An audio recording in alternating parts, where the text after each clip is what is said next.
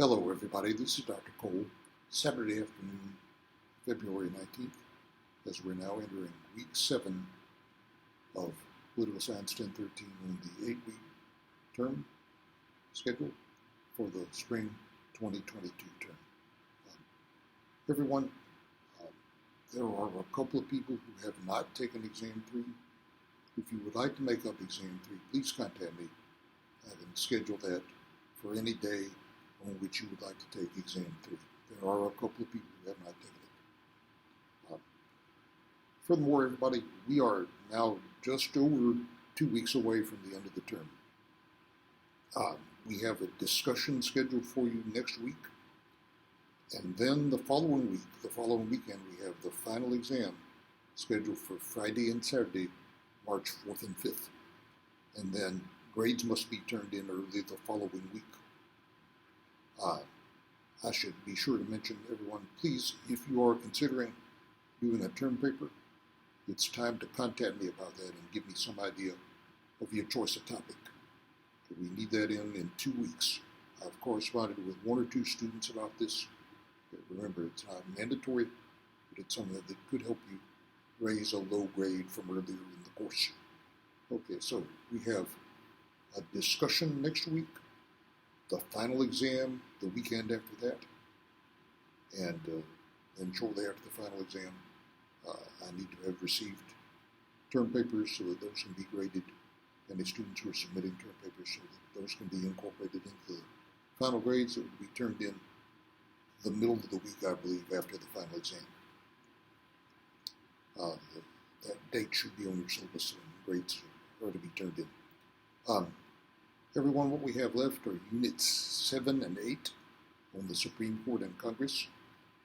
We're going to run our last discussion of the term Tuesday through Thursday next week, asking you what you think of the Supreme Court decision in Roe versus Wade from 1973, and what you think the Supreme Court ought to do about it now that it is being reconsidered in the Dobbs case, which has already been argued, and we expect a decision in that case by June. We've given you a couple of pro and con op-ed pieces to look at to maybe stimulate your thinking on that issue if you haven't thought much about it before. Many of you have, some perhaps have not formed an opinion on that issue. All right, so we have the Supreme Court this week and Congress next week. I'll say a bit more about Congress when I speak to you 1 week from now at this time, which is going to be, I believe, we're going to make that the last video of the term. I may try to get one out the weekend of the final exam. No reason why I shouldn't do that. So we'll have a couple of more of these perhaps. But I'll say a bit more about Congress next week. You've been sent a message with your Week 8 links. You could look at Congressman Lucas's website and the House Agriculture Committee website. The links are in that message that went out to you, entitled Unit 8 Links. But let me confine myself for the moment mostly to the Supreme Court. Everyone, in our Supreme Court class notes, we look at how the Supreme Court does its business, how it considers cases for argument, and how arguments proceed before the Supreme Court, how the Supreme Court goes about rendering decisions. We talked a good bit about the politics of the Supreme Court and what we call the Supreme Court as a political institution. And the political side of it comes out, especially when there are vacancies and death of a Supreme Court justice or a resignation, so that then justice of the Supreme Court has to be replaced. And that has been quite fraught the past few years.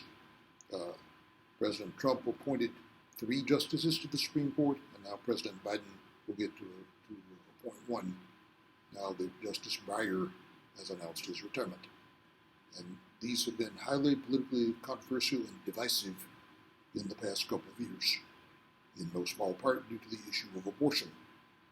Some people say that really shouldn't be the case, but for the time being it seems not to be avoidable. After that, we discussed several landmark so-called Supreme Court decisions, important decisions. We talk about Brown versus the Board of Education from the 1950s, Roe versus Wade from the 1970s, and then more recently the Citizens United decision and the Obergefell decision. So we're to a point now we may eventually end up having to revise our class notes about Roe versus Wade because it may be superseded once this Dobbs decision comes down. We expect the decision on that by June. Right, so that's what we try to do in our class notes for Unit 7. Then we have class notes for Unit 8, which are quite lengthy, which you may wish to begin taking a look at. I'll try to say a bit more about that next week.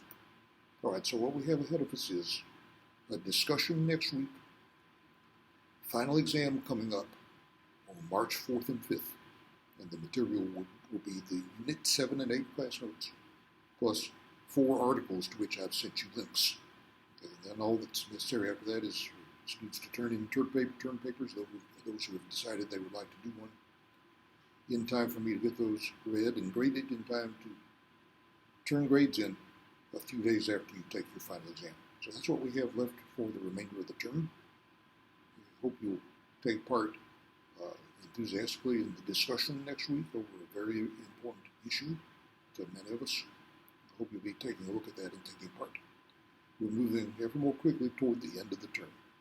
We have our discussion next week, and then we have the final exam and the term paper for those who are going to do one and choose to. And then we'll be at the end of our business for the 8-week schedule for the spring 2022 term. So please take part in that discussion. I hope you'll do so, and we'll be speaking to you one or perhaps 2 more times. We'll talk to you at least one more time about a week from now at this time. Stay hard, take it easy.